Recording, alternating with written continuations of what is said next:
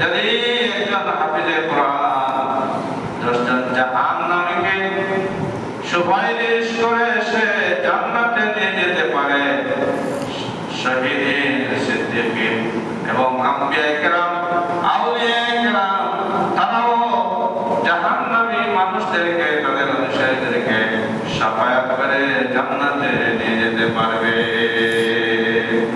তারা শাফায়াত করতে পারবে। এগুলো মানুষ শাফায়াতকে অস্বীকার করে, তারা শাফায়াতকে অস্বীকার করে। তারা বলে ওয়ালিল্লাহিশ শাফাআতু জামিয়া, যত শাফায়াত আছে সব শাফায়াত হলো আল্লাহর জন্য, আল্লাহ শাফায়াত করবে। আল্লাহ শাফায়াত মানে সুপারিশ করা। আল্লাহ কাকে সুপারিশ করবে? তাহলে বোঝা গেল আল্লাহর উপরে আরেকজন আছে। আপনি সুপারিশ করবেন আপনার ঊর্ধ্বতম একজনের কাছে। এখন প্রথমের দায়িত্ব যে আছে